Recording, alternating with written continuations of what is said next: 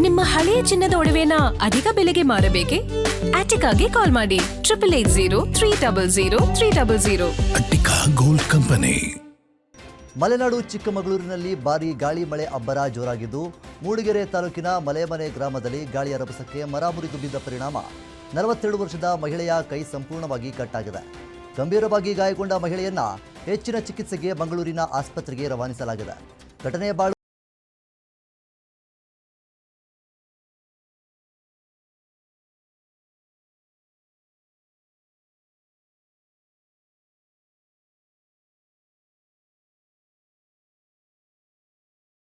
ಬೃಹತ್ ಮರಗಳು ಧರೆಗೆ ಉರುಳಿವೆ. ಅಲ್ಲದೆ ಬಿರುಗಾಳಿ ಸಹಿತ ಭಾರೀ ಮಳೆಗೆ ತುಂಗ ಜಲಾಶಯಕ್ಕೆ ತೆರಳುವ ರಸ್ತೆ ಮೇಲೆ ಬೃಹತ್ ಮರ ಬಿದ್ದಿದೆ. ಇನ್ನು ಮರ ಬಿದ್ದ ರಭಸಕ್ಕೆ ಪರಿವೀಕ್ಷಣಾ ಮಂದಿರ ಆವರಣದಲ್ಲಿರುವ ಸ್ಟ್ರೀಟ್ ಲೈಟ್ ಸಂಪೂರ್ಣ ಜಖಮಾಗಿದೆ.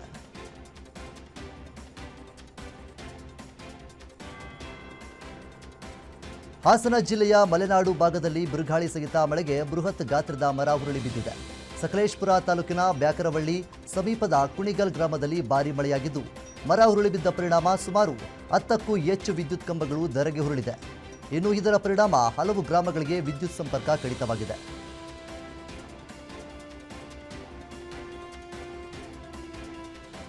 ಮಹಾರಾಷ್ಟ್ರದ ಪಶ್ಚಿಮ ಘಟ್ಟ ಪ್ರದೇಶದಲ್ಲಿ ಸುರಿಯುತ್ತಿರುವ ಭಾರೀ ಮಳೆಯ ಪರಿಣಾಮ ಬೆಳಗಾವಿ ಜಿಲ್ಲೆಯ ಚಿಕ್ಕೋಡಿ ಭಾಗದಲ್ಲಿ ಪ್ರವಾಹ ಪರಿಸ್ಥಿತಿ ನಿರ್ಮಾಣವಾಗಿದೆ. ಕಲ್ಲೋಳ ಯಡೂರ ರಸ್ತೆ ಸೇತುವೆ ಜಲಾವೃತವಾಗಿದ್ದು, ವೇದಗಂಗಾ, ದೂದಗಂಗಾ ಹಾಗೂ ಕೃಷ್ಣಾ ನದಿಗಳು ತುಂಬಿ ಹರಿಯುತ್ತಿವೆ. ಕೃಷ್ಣಾ ನದಿಗೆ ಸುಮಾರು 60,000 ಕ್ಯೂಸೆಕ್ ನೀರು ಹರಿದು ಬಂದಿದ್ದು, ಹಲವು ಸೇತುವೆಗಳು ಮುಳುಗಡೆಯಾಗಿವೆ. ಇನ್ನು ಸುರಕ್ಷತೆ ದೃಷ್ಟಿಯಿಂದ ಜನರಿಗೆ ಪರ್ಯಾಯ ರಸ್ತೆ ಬಳಸುವಂತೆ ಸೂಚಿಸಲಾಗಿದೆ. ಅಲ್ಲದೆ ಹುಕ್ಕೇರಿ ತಾಲೂಕಿನ ಹಿರಣ್ಯಕೇಶಿ ನದಿಯಲ್ಲೂ ನೀರಿನ ಹರಿವು ಹೆಚ್ಚಾಗಿದ್ದು, ನದಿ ತೀರಕ್ಕೆ ತೆರಳದಂತೆ ಜಿಲ್ಲಾಡಳಿತ ಸಾರ್ವಜನಿಕರಿಗೆ ಎಚ್ಚರಿಕೆ ನೀಡಿದೆ.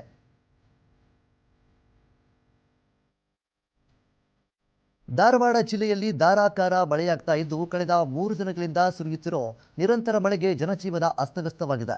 ಮತ್ತೊಂದು ಕಡೆ ಬರಗಾಲದಂತಹ ಪರಿಸ್ಥಿತಿಯನ್ನೇ ಬದಲಿಸಿರೋ ಮಳೆಯಿಂದಾಗಿ ರೈತರ ಮೊಗದಲ್ಲಿ ಮಂದಹಾಸ ಮೂಡಿದೆ.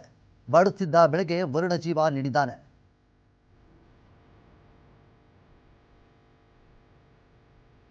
ಪಶ್ಚಿಮ ಘಟ್ಟಗಳ ಪ್ರದೇಶದಲ್ಲಿ ಭಾರೀ ಮಳೆ ಹಿನ್ನೆಲೆ ಬೆಳಗಾವಿ ಜಿಲ್ಲೆಯ ಖಾನಾಪುರ ತಾಲೂಕಿನ ಅಬ್ಬನಹಟ್ಟಿ ಮಾರುತಿ ಮಂದಿರ ಮುಳುಗಡೆಯಾಗಿದೆ. ದೇವಾಲಯದ ಮೇಲ್ಭಾಗದಲ್ಲಿ ಬಂದು ಭಕ್ತರ ದರ್ಶನ ಪಡೆಯುತ್ತಿದ್ದಾರೆ. ಇನ್ನು ಕಣಕುಂಬಿ ಹಾಗೂ ಜಾಂಬೋಟಿ ಭಾಗದಲ್ಲಿ ಮಳೆ ಹಿನ್ನೆಲೆ ಮಲಪ್ರಭಾ ನದಿಯಲ್ಲಿ ನೀರಿನ ಹರಿವು ಹೆಚ್ಚಾಗಿದೆ.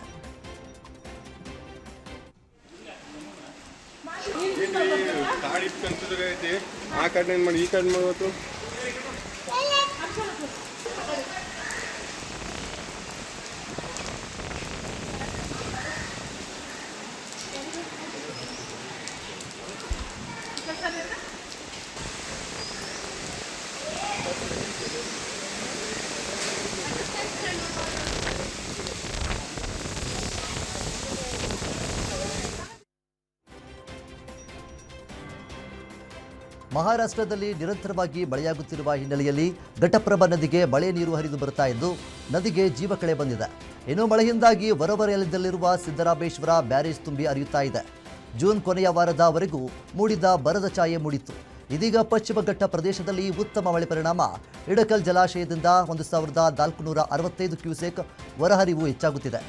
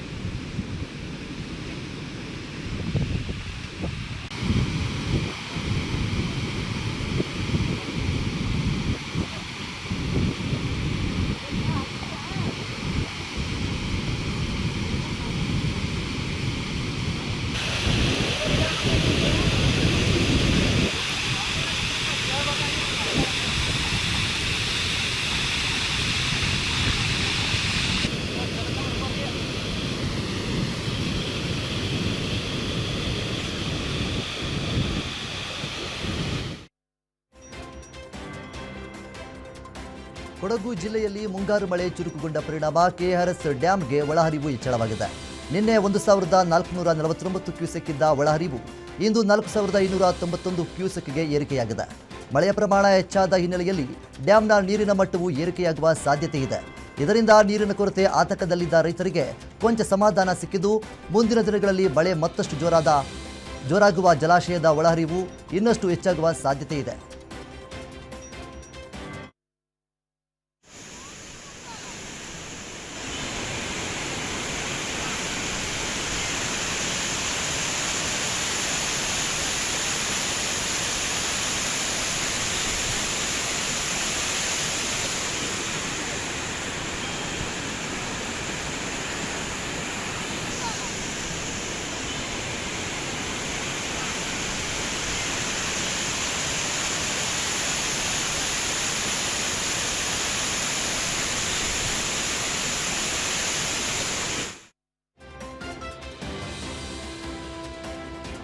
ರಾಜ್ಯದಲ್ಲಿ ಮುಂಗಾರು ಕೈಕೊಟ್ಟ ಪರಿಣಾಮ ಸಂಕಷ್ಟದಲ್ಲಿರುವ ರೈತರ ನೆರವಿಗೆ ಹಿರಿಯ ನಟ ವಿನೋದ್ ರಾಜ್ ಧಾವಿಸಿದ್ದಾರೆ.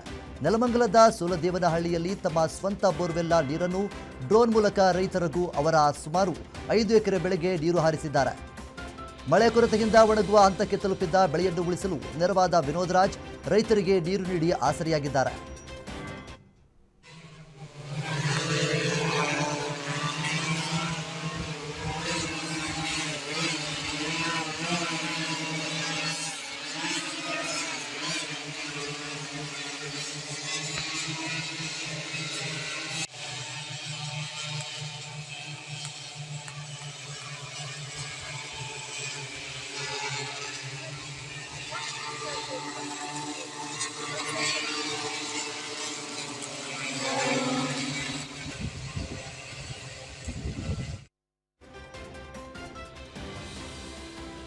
ಬಾಗಲಕೋಟೆ ಜಿಲ್ಲೆಯಲ್ಲಿ ಮುಂಗಾರು ಕೈಕೊಟ್ಟ ಪರಿಣಾಮ ಕಿಲ್ಲಾಗಲ್ಲಿ ಜನರು ದೇವರ ಮೊರೆ ಹೋಗಿದ್ದಾರೆ.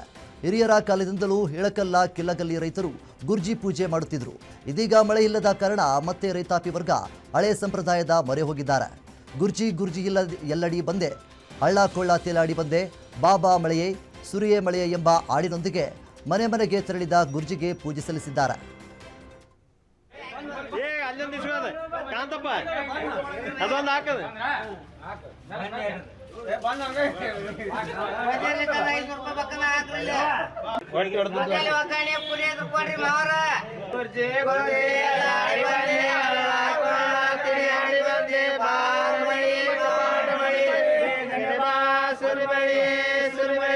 ಬಣ್ಣ ಕೊಡ್ತೀನಿ ಬಾಮಳಿಯೇ ಬಾಮಳಿಯೇ ಬಣ್ಣ ಕೊಡ್ತೀನಿ ಬಾಮಳಿಯೇ ಏ ಅಲ್ಲಿ ಹಾಕ ಮ್ಯಾಗ ಏ ಅಲ್ಲೊಂದು ಇಸ್ಕೋದ ಕಾಂತಪ್ಪ ಅದೊಂದು ಹಾಕದ.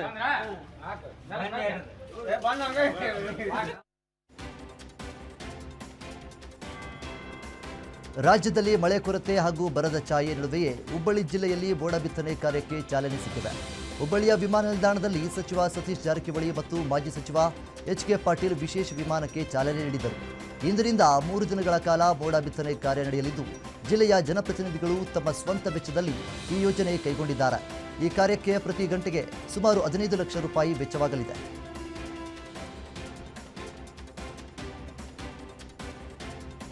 ವರುಣ ಕೈಕೊಟ್ಟ ಪರಿಣಾಮ ಹೂವಿನ ಬೆಳೆ ಬೆಳೆದ ರೈತರು ಸಂಕಷ್ಟಕ್ಕೆ ಸಿಲುಕಿದ್ದಾರೆ.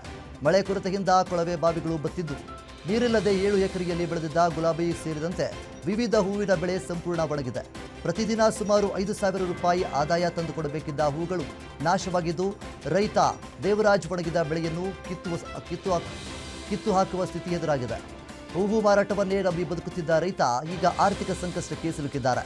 ಹೀಗಾಗಿ ಬೆಳೆ ನಷ್ಟವನ್ನು ಪರಿಗಣಿಸಿ ಪ್ರತಿ ಎಕರೆಗೆ 50 ರೂಪಾಯಿ ಪರಿಹಾರ ನೀಡುವಂತೆ ರೈತರು ಆಗ್ರಹಿಸಿದ್ದಾರೆ. ಮಲೆನಾಡು ಶಿವಮೊಗ್ಗ ಜಿಲ್ಲೆಯಲ್ಲಿ ಮನಕುಲುಕುವ ಘಟನೆ ನಡೆದಿದೆ. ಹೊಸನಗರ ತಾಲೂಕಿನ ರಿಪ್ಪನಪೇಟೆಯ ಗವಟೂರು ಬಸ್ ನಿಲ್ದಾಣದಲ್ಲಿ ನವಜಾತ ಹೆಣ್ಣು ಮಗುವನ್ನು ಬಿಟ್ಟು ಪೋಷಕರು ಪರಾರಿಯಾಗಿದ್ದಾರೆ.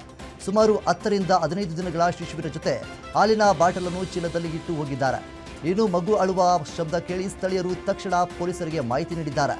ಸ್ಥಳಕ್ಕೆ ಧಾವಿಸಿದ ಪೊಲೀಸರು ನವಜಾತ ಶಿಶುವನ್ನು ರಕ್ಷಿಸಿ ರಿಪ್ಪನಪೇಟೆ ಸರ್ಕಾರಿ ಆಸ್ಪತ್ರೆಗೆ ದಾಖಲಿಸಿದ್ದಾರೆ.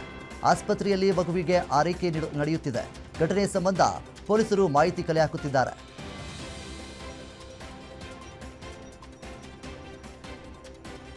ಓವರ್ ಸ್ಪೀಡ್ ಆಗಿ ಬಂದು ಮತ್ತೊಂದು ಬೈಕ್ಗೆ ಡಿಕ್ಕಿಯಾಗಿ ಯುವಕ ಮೃತಪಟ್ಟಿರುವ ಘಟನೆ ಮೈಸೂರು ರಸ್ತೆಯ ಬಿಡಿಎ ಅಪಾರ್ಟ್ಮೆಂಟ್ ಬಳಿ ನಡೆದಿದೆ.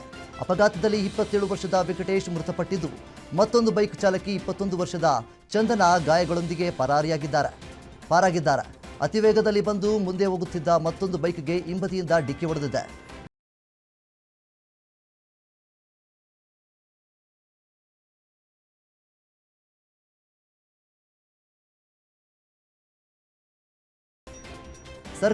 ಸರ್ಕಾರಿ ಶಾಲೆಗಳ ಅವ್ಯವಸ್ಥೆಗಳಿಗೆ ಕೊನೆಯೇ ಇಲ್ವಾ ಎನ್ನುವ ಪ್ರಶ್ನೆ ಎದುರಾಗಿದೆ. ಬಾಗಲಕೋಟೆ ಜಿಲ್ಲೆಯ ಹಿಳಕಲ್ ತಾಲೂಕಿನ ಬಲಕುಂದಿ ಗ್ರಾಮದ ಸರ್ಕಾರಿ ಶಾಲೆಯ ಮುಖ್ಯ ಗೇಟ್ ಏಕಾಏಕಿ ಮುರಿದು ಬಿದ್ದ ಪರಿಣಾಮ 4 ವಿದ್ಯಾರ್ಥಿಗಳು ಹಾಗೂ ಓರ್ವ ಆಯಾ ಗಾಯಗೊಂಡಿದ್ದಾರೆ. ಘಟನೆಯಲ್ಲಿ 3ನೇ ತರಗತಿಯ ವಿದ್ಯಾರ್ಥಿ ನಯನಕುಮಾರ್ಗೆ ಗಂಭೀರ ಗಾಯಗೊಂಡ ಹಿನ್ನೆಲೆ ಐಸಿಯುಗೆ ಶಿಫ್ಟ್ ಮಾಡಿ ಚಿಕಿತ್ಸೆ ಕೊಡಿಸಲಾಗಿದೆ.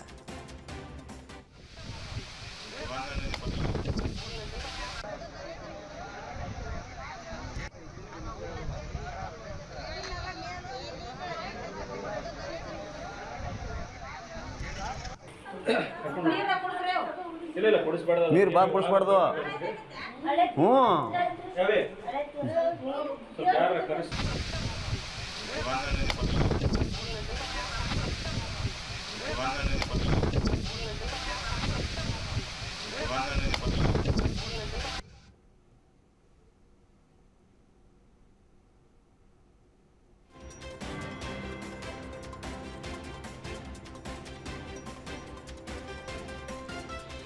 ಆರ್ಎಸ್ಎಸ್ ಸಂಘಟನೆ ನೋಂದಣಿ ದೇಣಿಗೆ ವಿಚಾರದ ಬೆನ್ನಲ್ಲೇ ಗೃಹ ಸಚಿವ ಮಲ್ಲಿಕಾರ್ಜುನ ಖರ್ಗೆ ಮತ್ತೊಂದು ಹೊಸ ಸಮರ ಸಾರಿದ್ದಾರೆ. ಕಲಬುರಗಿಯಲ್ಲಿ ಮಾತನಾಡಿದ ಅವರು, ನಾನು ಗೃಹ ಸಚಿವನಾಗಿ ಇರೋವರೆಗೂ ಆರ್ಎಸ್ಎಸ್ ಪಥಸಂಚಲನಕ್ಕೆ ಅನುಮತಿ ಕಡ್ಡಾಯ. ಆರ್ಎಸ್ಎಸ್ನವರು ಪಥಸಂಚಲನಕ್ಕೆ ಅನುಮತಿ ತೆಗೆದುಕೊಳ್ಳಬೇಕು. ಜಸ್ಟ್ ಈಗ ಮೋಹನ್ ಭಗವತ್ ಅವರಿಗೆ ಪತ್ರ ಬರೆದಿದ್ದೇನೆ. 100 ವರ್ಷದ ಸಂಘಟನೆ ಕಾಗದಗಳು ಎಲ್ಲೋ ಇರಬಹುದು, ಹುಡುಕಿಕೊಂಡು ಬರಲಿ ಅಂತೇಳಿ ಹೇಳಿದ್ದೇನೆ. ಇಷ್ಟು ಕೇಳಿದ್ದಕ್ಕೆ ನನ್ನ ವೈಯಕ್ತಿಕ ಮಾಹಿತಿ ಕೇಳಿಕೊಳ್ಳುತ್ತಿದ್ದಾರೆ. ಪ್ರಿಯಾಂಕ್ ಯಾರನ್ನು ಮದುವೆಯಾಗಿದ್ದರು, ಮಕ್ಕಳು ಎಷ್ಟು ಜನ ಇದ್ದಾರೆ, ಪ್ರಿಯಾಂಕ್ ಕಪ್ಪಾಗಿದ್ದಾನಾ ಬೆಳ್ಳಗಿದ್ದಾನಾ ಎಲ್ಲ ಕೆದಕುತ್ತಿದ್ದಾರೆ. ಇದಕ್ಕೆಲ್ಲ ನಾನು ಹೆದರುವ ವ್ಯಕ್ತಿಯಲ್ಲ ಎಂದು ಹೇಳಿದ್ದಾರೆ. ನೋಡಿ ಇವರೇ ಈಗಾಗಲೇ ಲಾಜಿಕಲ್ ಎಂಡ್ ಅಂದರೆ ನನಗೆ ಫಸ್ಟ್ ಇವರು ನೋಟಿಸ್ ಕೊಡಿಸ್ತಾರೆ MHA ಇಂದ. ನಮ್ಮದು ಈಗೆಲ್ಲ ನಿಮಗಾಗಲೇ ಸ್ಟಾರ್ಟ್ ಮಾಡಿದ್ರಲ್ಲ, 20-25 ವರ್ಷದಿಂದ ಸ್ಟಾರ್ಟ್ ಮಾಡಿರಲ್ಲ. ಈಗ ನಿಮ್ಮ ಬುದ್ಧ ವಿಹಾರದು ನಂದು ಹೌದು ಎಲ್ಲ ತೆಗಿತಾರೆ. ನಮ್ಮ ಅಣ್ಣನ ತೆಗಿತಾರೆ, ತೆಗಿತಾರೆ. ನಾನು ಯಾರಿಗೆ ಮದುವೆ ಆಗಿದ್ದೀನಿ, ಹೆಂಗಾಗಿದ್ದೀನಿ, ನನ್ನ ಮಕ್ಕಳು ಹೆಂಗಿದ್ದಾರೆ, ಪ್ರಿಯಾಂಕ್ ಬೆಳ್ಳಗನ ಕಪ್ಪಗನ ಇವೆಲ್ಲ ಸ್ಟಾರ್ಟ್ ಆಗ್ತದೆ. ಇದು ಪ್ರಾಸಿಕ್ಯೂಷನಿಗೆ ನೋಟಿಸ್ ಕೊಡ್ತಾರೆ. Do I look scared? ಅದು ಯಾವುದಾದ್ರೂ ಧಾರ್ಮಿಕ ಸಂಘಾನ ಮಾಡ್ಕೊಳ್ಳಿ, ನಂಗೆ ತಕರಾರೇ ಇಲ್ಲ. ಅವರು ಗುರು ದಕ್ಷಿಣೆ ತಗೋತಾರಂತಾರೆ, ಕರೆಕ್ಟಾ? ಗುರು ಯಾರ್ರೀ? ಅವ್ರ ಗುರು ಯಾರು? ಧ್ವಜದ ಹೆಸರು ಮೇಲೆ ದೇಣಿಗೆ ತಗೋತಾರೆ, ಅದಕ್ಕೆ ಕಟ್ಟೋದಿಲ್ಲ ಅಂತ ನೀವು ಮಾಡಿ. ಅದೇ ಮಾನದಂಡ.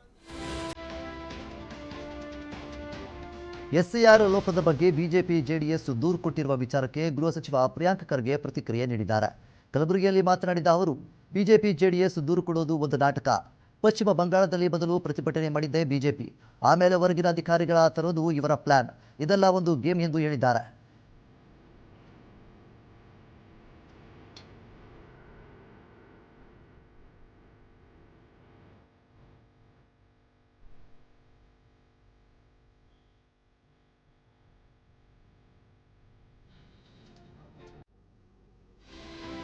ಎಸ್ಐಆರ್ ಪ್ರಕ್ರಿಯೆಗೆ ತೆರಳಿದ್ದ ಬಿಎಲ್ಒ ಕುಸಿದು ಮೃತಪಟ್ಟಿರುವ ಘಟನೆ ಶಿವಮೊಗ್ಗ ಜಿಲ್ಲೆ ಭದ್ರಾವತಿ ತಾಲೂಕಿನ ಕೋಡಿಹೊಸೂರು ಗ್ರಾಮದಲ್ಲಿ ನಡೆದಿದೆ. ಭದ್ರಾವತಿ ಕಲ್ಲಾಪುರದ ಅಂಗನವಾಡಿ ಟೀಚರ್ ಆಗಿದ್ದ ಮಂಜುಳಾ ಎಸ್ಐಆರ್ ಪ್ರಕ್ರಿಯೆಗೆ ತೆರಳಿದ್ರು. ಈ ವೇಳೆ ಒಮ್ಮೆಗೆ ಕುಸಿದು ಬಿದ್ದು ಬಿಎಲ್ಒ ಮಂಜುಳಾ ಮೃತಪಟ್ಟಿದ್ದಾರೆ. ತಕ್ಷಣವೇ ಅರಬೆಳಚಿ ಪ್ರಾಥಮಿಕ ಆರೋಗ್ಯಕ್ಕೆ ಕರೆದೊಯ್ಯಲಾಗಿತ್ತು. ಹಾಗೆ ಹೆಚ್ಚಿನ ಚಿಕಿತ್ಸೆಗಾಗಿ ಭದ್ರಾವತಿ ತಾಲೂಕು ಆಸ್ಪತ್ರೆಗೆ ಕರೆದೊಯ್ಯುತ್ತಿದ್ದ ಸಂದರ್ಭದಲ್ಲಿ ಮಧ್ಯೆಯೇ ಮೃತಪಟ್ಟಿದ್ದಾರೆ. ಎಸ್ಐಆರ್ ಕರ್ತವ್ಯಕ್ಕೆ ತೆರಳುವ ವೇಳೆ ಅಪಘಾತದಲ್ಲಿ ಮೃತಪಟ್ಟ ವಿಎ ಭುವನ ಕುಟುಂಬಕ್ಕೆ ಸರ್ಕಾರ 1,30,30,00,000 ರೂಪಾಯಿ ಪರಿಹಾರ ಘೋಷಣೆ ಮಾಡಿದೆ. ಡಿಸಿಎಂ ಡಾಕ್ಟರ್ ಜಿ ಪರಮೇಶ್ವರ್ ಮೃತರ ನಿವಾಸಕ್ಕೆ ಭೇಟಿ ನೀಡಿ ಕುಟುಂಬಕ್ಕೆ ಸಾಂತ್ವನ ಹೇಳಿ ಭರವಸೆ ನೀಡಿದ್ದಾರೆ. 15 ದಿನಗಳಲ್ಲಿ 1 ಕೋಟಿ ರೂಪಾಯಿ ವಿಮೆ ಹಣ ಹಾಗೂ ಚುನಾವಣಾ ಆಯೋಗದಿಂದ 30 ಲಕ್ಷ ರೂಪಾಯಿ ಹೆಚ್ಚುವರಿ ಪರಿಹಾರ ನೀಡಲಾಗುತ್ತದೆ ಎಂದು ತಿಳಿಸಿದ್ದಾರೆ. ಕುಟುಂಬದ ಒಬ್ಬ ಸದಸ್ಯರಿಗೆ ಸರ್ಕಾರಿ ಉದ್ಯೋಗ ನೀಡುವುದಾಗಿಯೂ ಭರವಸೆ ನೀಡಿದ್ದಾರೆ. ಸದ್ಯ ಭುವನ ಸಾವಿನ ನಿಖರ ಕಾರಣದ ಬಗ್ಗೆ ತನಿಖೆ ನಡೆಯಲಿದ್ದು, ಕರ್ತವ್ಯದ ಒತ್ತಡವೇ ಸಾವಿಗೆ ಕಾರಣ ಎಂಬುದು ಸಾಬೀತಾದರೆ ತಪ್ಪಿತಸ್ಥರ ವಿರುದ್ಧ ಕ್ರಮ ಕೈಗೊಳ್ಳುವುದು ಎಂದು ಡಿಸಿಎಂ ತಿಳಿಸಿದ್ದಾರೆ.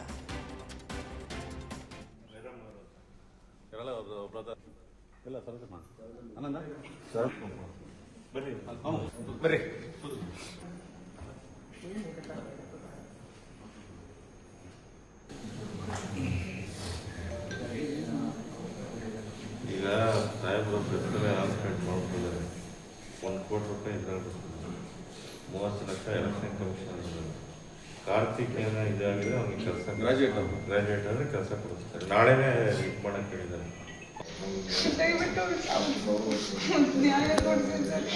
ಆಯ್ತು ಮಾಡಿ ಎಂಕ್ವೈರಿಗೆ ಹಾಕಿದ್ದೀನಿ.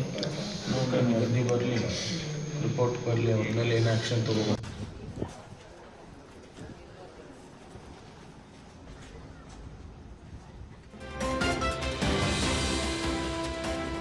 ರಾಜ್ಯದಲ್ಲಿ ಪಾಗಲ್ ಪ್ರೇಮಿಗಳ ಹುಚ್ಚಾಟ ಮಿತಿ ಮೀರಿದ್ದು ಮಂಗಳೂರಿನ ಬಂಟ್ವಾಳ ತಾಲೂಕಿನ ಇರಾ ಗ್ರಾಮದ ವಿದ್ಯಾರ್ಥಿನಿ ಮೇಲೆ ಪಾಗಲ್ ಪ್ರೇಮಿ ಭೀಕರ ಅಟ್ಯಾಕ್ ಮಾಡಿದ್ದಾನೆ. ಬಸ್ಗಾಗಿ ಕಾಯುತ್ತಿದ್ದ ಪಿಯುಸಿ ವಿದ್ಯಾರ್ಥಿನಿ ಮೇಲೆ ಸ್ಥಳೀಯ ವ್ಯಾಪಾರಿ ಜವ್ವಾರ್ ಚಾಕುವಿನಿಂದ ಭೀಕರ ದಾಳಿ ನಡೆಸಿದ್ದಾನೆ. ರಕ್ತದ ಮಡುವಿನಲ್ಲಿ ಬಿದ್ದಿದ್ದ ವಿದ್ಯಾರ್ಥಿನಿಯನ್ನು ಸ್ಥಳೀಯರು ತಕ್ಷಣ ಆಸ್ಪತ್ರೆಗೆ ದಾಖಲಿಸಿದ್ದಾರೆ. ದಾಳಿ ಬಳಿಕ ಆರೋಪಿ ಜವ್ವಾರ್ ಪೊಲೀಸರಿಗೆ ಶರಣಾಗಿದ್ದಾನೆ. ಘಟನಾ ಸ್ಥಳಕ್ಕೆ ಬಂಟ್ವಾಳ ಗ್ರಾಮಾಂತರ ಠಾಣೆ ಪೊಲೀಸರು ಭೇಟಿ ನೀಡಿ ಪರಿಶೀಲನೆ ನಡೆಸಿದ್ದಾರೆ. ಘಟನೆ ಸಂಬಂಧ ಬಂಟ್ವಾಳ ಗ್ರಾಮಾಂತರ ಪೊಲೀಸ್ ಪ್ರಕರಣ ದಾಖಲಿಸಿಕೊಂಡು ತನಿಖೆಯನ್ನು ಮುಂದುವರೆಸಿದ್ದಾರೆ. ಪ್ರೀತಿಸಿ ಮದುವೆಯಾಗಿದ್ದ ಜೋಡಿಯ ಮೇಲೆ ಪೊಲೀಸ್ ಠಾಣೆ ಆವರಣದಲ್ಲೇ ಯುವತಿ ಮಾವ ಚಾಕುವಿನಿಂದ ಹಲ್ಲೆ ನಡೆಸಿ ಕೊಲೆಗೆ ಯತ್ನಿಸಿರುವ ಘಟನೆ ದಾವಣಗೆರೆ ಜಿಲ್ಲೆಯ ಚನ್ನಗಿರಿ ತಾಲೂಕಿನ ಬಸವಪಟ್ಟಣದಲ್ಲಿ ನಡೆದಿದೆ. ಕೆಲ ತಿಂಗಳ ಹಿಂದೆ ಪ್ರೀತಿಸಿ ಮದುವೆಯಾಗಿದ್ದ ಸಿದ್ದೇಶ್ ಮತ್ತು ಲೀಲಾವತಿ ಜೀವ ಬೆದರಿಕೆ ಹಿನ್ನೆಲೆ ಪೊಲೀಸ್ ಠಾಣೆಗೆ ದೂರು ನೀಡಲು ಬಂದಿದ್ದರು. ಇದೇ ವೇಳೆ ಲೀಲಾವತಿಯವರ ಮಾವ ನಾಗರಾಜ್ ಠಾಣೆ ಆವರಣದಲ್ಲೇ ಜಗಳ ತೆಗೆದು ಚಾಕುವಿನಿಂದ ಹಲ್ಲೆಗೆ ಮುಂದಾಗಿದ್ದಾನೆ. ಇದನ್ನು ತಡೆಯಲು ಬಂದ ಸಿದ್ದೇಶ್ ಅವರ ಕೈ, ಭುಜ ಮತ್ತು ಕಾಲಿಗೆ ಚಾಕುವಿನಿಂದ ಗಾಯಗಳಾಗಿದ್ದು ಗಾಯಾಳು ಸಿದ್ದೇಶ್ ಅವರನ್ನು ಸ್ಥಳೀಯ ಖಾಸಗಿ ಆಸ್ಪತ್ರೆಗೆ ದಾಖಲಿಸಲಾಗಿದೆ. ಪ್ರಕರಣ ಸಂಬಂಧ ಬಸವಪಟ್ಟಣ ಪೊಲೀಸ್ ಠಾಣೆಯಲ್ಲಿ ದೂರು ದಾಖಲಾಗಿದ್ದು ಆರೋಪಿ ನಾಗರಾಜ್ ಅವರನ್ನು ಪೊಲೀಸರು ಬಂಧಿಸಿದ್ದಾರೆ. ಚಿಕ್ಕಬಳ್ಳಾಪುರ ಜಿಲ್ಲೆಯ ಚಿಂತಾಮಣಿ ನಗರದಲ್ಲಿ ಬೆಳ್ಳಂಬೆಳಗ್ಗೆ ಡಬಲ್ ಮರ್ಡರ್ ನಡೆದಿದೆ. ಜೆಜೆ ಕಾಲೋನಿಯಲ್ಲಿ ಕೌಟುಂಬಿಕ ಕಲಹದ ಹಿನ್ನೆಲೆ ಹೆಂಡತಿ ಹಾಗೂ ನಾದಿನಿಯ ಕತ್ತು ಕೊಯ್ದು ಕೊಲೆ ಮಾಡಿರುವ ಶಂಕೆ ವ್ಯಕ್ತವಾಗಿದೆ. ಏಜಸ್ ಎಂಬಾತ ತನ್ನ ಪತ್ನಿ ಶಮಾ ಮತ್ತು ನಾದಿನಿ ರೇಷ್ಮಾ ಅವರನ್ನು ಹತ್ಯೆ ಮಾಡಿರುವುದಾಗಿ ತಿಳಿದುಬಂದಿದೆ. ಘಟನೆ ಸ್ಥಳಕ್ಕೆ ಚಿಂತಾಮಣಿ ನಗರ ಪೊಲೀಸರು ಭೇಟಿ ನೀಡಿ ಪರಿಶೀಲನೆಯನ್ನು ನಡೆಸಿದ್ದಾರೆ. ಘಟನೆ ಸಂಬಂಧ ಚಿಂತಾಮಣಿ ನಗರ ಪೊಲೀಸ್ ಠಾಣೆಯಲ್ಲಿ ಪ್ರಕರಣ ದಾಖಲಾಗಿದೆ. ಕ್ಯಾಂಟರ್ಗೆ ಆಟೋ ಟಚ್ ಆಗಿದ್ದಕ್ಕೆ ಗಲಾಟೆ ಮಾಡಿಕೊಳ್ಳುತ್ತಿದ್ದವರನ್ನು ಬಿಡಿಸಲು ಬಂದ ಜನರ ಮೇಲೆ ಚಾಕುವಿನಿಂದ ಅಟ್ಯಾಕ್ ಮಾಡಿರುವ ಘಟನೆ ಮೈಸೂರು ಜಿಲ್ಲೆ ಗುಂಗ್ರಾಲ್ ಗ್ರಾಮದಲ್ಲಿ ನಡೆದಿದೆ. ಕುಡಿದ ಮತ್ತಿನಲ್ಲಿ ಆಟೋದಲ್ಲಿ ಬಂದಿದ್ದ ಮೂವರು ಜಗಳ ಬಿಡಿಸಲು ಬಂದವರ ಮೇಲೆ ಚಾಕುವಿನಿಂದ ದಾಳಿ ನಡೆಸಿ ಸಿಕ್ಕವರ ಮೇಲೆ ಅಟ್ಯಾಕ್ ಮಾಡಿದ್ದಾರೆ. ಇನ್ನು ದಾಳಿ ಬಳಿಕ ಪರಾರಿಯಾಗಲು ಯತ್ನಿಸಿದ ಆರೋಪಿಗಳನ್ನು ಗ್ರಾಮಸ್ಥರು ಹಿಡಿದು ಥಳಿಸಿ ಪೊಲೀಸರಿಗೆ ಒಪ್ಪಿಸಿದ್ದಾರೆ. ಘಟನೆಯಲ್ಲಿ 5 ಯುವಕರು ಗಂಭೀರ ಗಾಯಗೊಂಡಿದ್ದು ಆಸ್ಪತ್ರೆಯಲ್ಲಿ ಚಿಕಿತ್ಸೆ ಪಡೆಯುತ್ತಿದ್ದಾರೆ.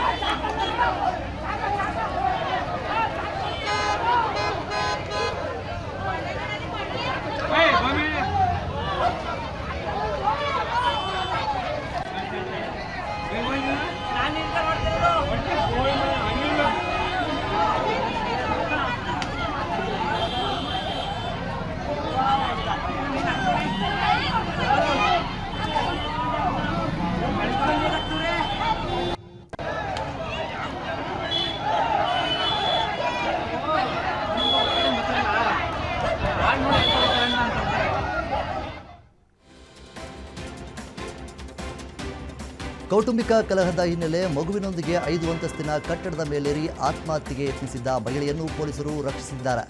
ನಿನ್ನೆ ಹುಳಿಮಾವು ಸಮೀಪದ ದೊಡ್ಡಕಮ್ಮನಹಳ್ಳಿಯಲ್ಲಿ ನಡೆದ ಘಟನೆಯಲ್ಲಿ ಸ್ಥಳಕ್ಕೆ ಆಗಮಿಸಿದ್ದ ಇನ್ಸ್ಪೆಕ್ಟರ್ ಜಗದೀಶ್ ಪರಿಪರಿಯಾಗಿ ಕೈಮುಗಿದು ಬೇಡಿಕೊಂಡು ಮಹಿಳೆಯನ್ನು ಮನವೊಲಿಸಿದರು. ಸಿಎಂ ಅವರನ್ನು ಭೇಟಿ ಮಾಡಿಸುವ ಭರವಸೆ ನೀಡಿದ ಬಳಿಕ ಮಹಿಳೆ ಕಟ್ಟಡದಿಂದ ಕೆಳಗಿಳಿದರು. ಘಟನಾ ಸ್ಥಳಕ್ಕೆ ಅಗ್ನಿಶಾಮಕ ದಳ, ಪೊಲೀಸರು ಹಾಗೂ ಎಸ್ಡಿಆರ್ಎಫ್ ತಂಡವು ಆಗಮಿಸಿದರು. I'll talk to my superiors. ಏನು ಪ್ರಾಬ್ಲಮ್ ಇದೆ ವಿಲ್ ಸಿಟ್ ಅಂಡ್ ಡಿಸ್ಕಸ್. ಅಮ್ಮ ಮಾಡಿಸ್ತೀವಿ ಬನ್ನಿ ನೀವು ಕೂತ್ಕೋಬೇಕು. ಬರ್ರೆ ಅಪಾಯಿಂಟ್ಮೆಂಟ್ ಕೊಡ್ಸೋದೇನು ದೊಡ್ಡ ವಿಷಯ ಏನಲ್ಲ. ಆಯ್ತು ಬನ್ನಿ ಮೀಟ್ ಆಗೋಣ. ವೆಹಿಕಲ್ ಅಲ್ಲಿ ಕರ್ಕೊಂಡು ಹೋಗ್ತೀನಿ, ಅವ್ರ ಮನೆ ಹತ್ರ ಮೀಟ್ ಮಾಡಿಸ್ತೀನಿ. ಇನ್ನೇನು ಬೇಕಮ್ಮ? ಇವಾಗಲೇ ಕರ್ಕೊಂಡು ಹೋಗ್ತೀನಿ. ಆಗೋದು ಮಾಡ್ತೀವಿ, ಆಗೋದು ಮಾಡ್ತೀವಿ. ನಾನು ಸುಳ್ಳು ಹೇಳ್ಬಿಟ್ಟು ಡೀಸೆಲ್ ಈಗ ನಿಮ್ಮ ನಿಲ್ಸೋದಕ್ಕೆ ನಾನು ಸುಳ್ಳು ಹೇಳಿ ಕರ್ಕೊಂಡು ಹೋಗ್ತೀನಿ ಅಂತ ಇಳಿಸ್ಬಿಟ್ಟು ಕರ್ಕೊಂಡಲ್ಲ ನನಗೆ ಮಾತ್ರ ಬೆಲೆ ಇರ್ತೈತಾ? ಸುಮ್ಮನೆ ಇರ್ರೆ. ಸುಳ್ಳು ಹೇಳ್ಬೋದು, ನಾನು ಈಗ ಕರ್ಕೊಂಡು ಹೋಗ್ತೀನಿ ಇಲ್ಲಿ ಅಂತ ಕರ್ಕೊಂಡೋಗಿ ನಾನು ಕರ್ಕೊಂಡೋಗಿಲ್ಲ ಅಂದ್ರೆ ಮತ್ತೆ ಬೆಲೆ ಉಳಿಯುತ್ತದೆ. ಇವತ್ತು ಸಂಡೇ ಇದೆ, ಸಂಡೇ ಕರ್ಕೊಂಡು ಹೋಗೋ ಜವಾಬ್ದಾರಿ ನಂದಿದೆ. ಬಟ್ ಇವತ್ತು ಮುಂದೆನೇ ಮಾತಾಡ್ತೀನಿ ತಾಯಿ, ಯಾರು ಮಾತು ಕಮ್ಯುನಿಕೇಟ್ ಮಾಡೋದು ನೀನು ಮುಂದೆ ಮಾತಾಡ್ತೀನಿ. You just trust me. ಆಮೇಲೆ ನಿನಗೆ ನನಗೆ ನಾವು ಬರೀ ಡ್ರಾಮಾ ಮಾಡ್ತಿದ್ದೀವಿ ಅಂತ ಗೊತ್ತಾದ್ರೆ ನಿಂದು ಫ್ಲಾಟ್ ಇದೆ, ಜಾಗ ಇದೆ, ನೀನು ಎನಿ ಟೈಮ್ ಬಂದು ಕೂತ್ಕೊಳ್ಳೋಣ. ನಾವು ಸ್ಟೇಷನ್ ಅಂತೂ ಇಟ್ಕೊಳಕ್ ಬರಲ್ಲ ನಿನ್ನ. ಆಫ್ಟರ್ 6 ನಾವು ಕೂತ್ಕೊಳ್ಳೋಕೆ ಬರಲ್ಲ.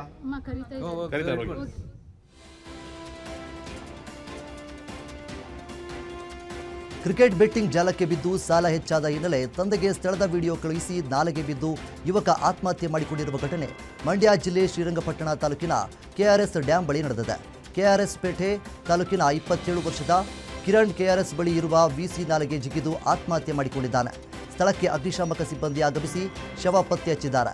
ಘಟನೆ ಸಂಬಂಧ ಕೆಆರ್ಎಸ್ ಪೊಲೀಸ್ ಠಾಣೆಯಲ್ಲಿ ಪ್ರಕರಣ ದಾಖಲಾಗಿದೆ.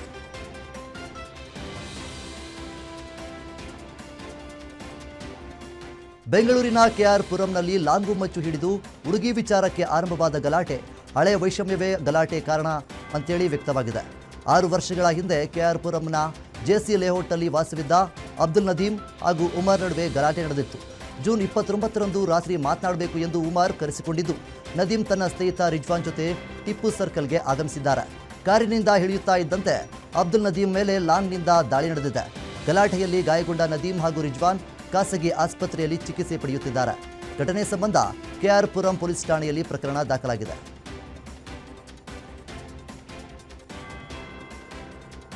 ಜೀವ ಉಳಿಸಲು ಆಂಬ್ಯುಲೆನ್ಸ್ ಮುಂದೆ ವಿಲ್ಲಿಂಗ್ ಮಾಡಿ ಪುಂಡರು ಉಚ್ಚಾಟ ಮೆರೆದ ಘಟನೆ ಬೆಂಗಳೂರಿನ ಗೋರಗುಂಟಪಾಳ್ಯ ರಸ್ತೆಯಲ್ಲಿ ನಡೆದಿದೆ.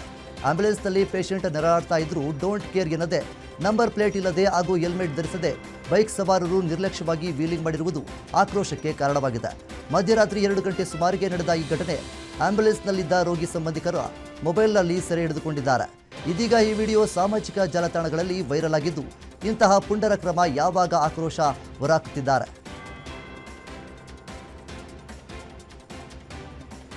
ಬಿಡದಿ ಟೌನ್ಶಿಪ್ ಯೋಜನೆಗೆ ರೈತರ ವಿರೋಧ ಮತ್ತಷ್ಟು ತೀವ್ರಗೊಂಡಿದೆ. ಬೆಂಗಳೂರು ದಕ್ಷಿಣ ಜಿಲ್ಲೆಯ ರಾಮನಗರ ತಾಲೂಕಿನ ಮಂಡಲಹಳ್ಳಿ ದೊಡ್ಡಿ ಗ್ರಾಮದಲ್ಲಿ ಮಹಿಳೆಯರು ಕೈಯಲ್ಲಿ ಪೊರಕೆ ಹಿಡಿದು ವಿನೂತನ ಪ್ರತಿಭಟನೆ ನಡೆಸಿದ್ದಾರೆ.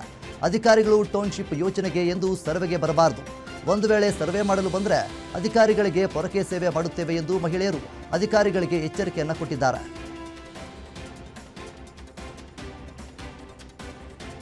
ನಾಲೆಗೆ ಟ್ರ್ಯಾಕ್ಟರ್ ಪಲ್ಟಿಯಾಗಿ ಟ್ರ್ಯಾಕ್ಟರ್ ನಡಿ ಯುವಕ ಸಿಲುಕಿ ದಾರುಣ ಸಾವನ್ನಪ್ಪಿರುವ ಘಟನೆ ಹಾಸನ ಜಿಲ್ಲೆ ಹೊಳೆನರಸೀಪುರ ತಾಲೂಕಿನ ಬೆಟ್ಟದ ಸಾತನಹಳ್ಳಿ ಗ್ರಾಮದಲ್ಲಿ ನಡೆದಿದೆ. ಕೆಸರಿನಲ್ಲಿ ಸಿಲುಕಿಕೊಂಡಿದ್ದ ಮತ್ತೊಂದು ಟ್ರ್ಯಾಕ್ಟರ್ ಅನ್ನು ಮೇಲೆಳೆದು ಬರ್ತಾ ಇದ್ದಂತಹ ವೇಳೆ ನಿಯಂತ್ರಣ ತಪ್ಪಿ ಹೇಮಾವತಿ ನಾಲೆಗೆ ಟ್ರ್ಯಾಕ್ಟರ್ ಬಿದ್ದಿದೆ. ಈ ವೇಳೆ ಟ್ರ್ಯಾಕ್ಟರ್ ಅಡಿ ಸಿಲುಕಿ 23 ವರ್ಷದ ಹನುಮಂತ ಮೃತಪಟ್ಟಿದ್ದಾರೆ. ಘಟನಾ ಸ್ಥಳಕ್ಕೆ ಪೊಲೀಸರು ಭೇಟಿ ನೀಡಿ ಪರಿಶೀಲನೆಯನ್ನು ನಡೆಸಿದ್ದಾರೆ. ಆನ್ಲೈನ್ನಲ್ಲಿ ಬುಕ್ ಆಗಿದ್ದ ಮೊಬೈಲ್ಗಳನ್ನು ಡೆಲಿವರಿಗೆ ಮುನ್ನವೇ ಕಳವು ಮಾಡುತ್ತಿದ್ದ ಆರೋಪದ ಮೇಲೆ ಫ್ಲಿಪ್ಕಾರ್ಟ್ ಕಂಪನಿಯ ಉದ್ಯೋಗಿಯನ್ನು ಪೊಲೀಸರು ಬಂಧಿಸಿದ್ದಾರೆ. 24 ವರ್ಷದ ವಿಶ್ವಾಸ್ ಬಿನ್ ಪಾಪರಾಜು ಅವರನ್ನು ಬಂಧಿಸಿದ್ದಾರೆ. ಕಳೆದ 1 ತಿಂಗಳಲ್ಲಿ ಸುಮಾರು 2,60,000 ರೂಪಾಯಿ ಮೌಲ್ಯದ 10 ಮೊಬೈಲ್ಗಳನ್ನು ಎಗರಿಸಿದ್ದಾನೆ ಎನ್ನಲಾಗಿದೆ. ಇನ್ನು ಪ್ರಕರಣ ದಾಖಲಿಸಿಕೊಂಡು ತನಿಖೆ ನಡೆಸಿದ ಮಾಲೂರು ಪೊಲೀಸರು ಖಚಿತ ಮಾಹಿತಿ ಮೇರೆಗೆ ಆರೋಪಿಯನ್ನು ವಿಚಾರಣೆಗೆ ಒಳಪಡಿಸಿ ಬಂಧಿಸಿದ್ದಾರೆ. ಘಟನೆ ಸಂಬಂಧ ಮಾಲೂರು ಪೊಲೀಸ್ ಠಾಣೆಯಲ್ಲಿ ಪ್ರಕರಣ ದಾಖಲಾಗಿದೆ.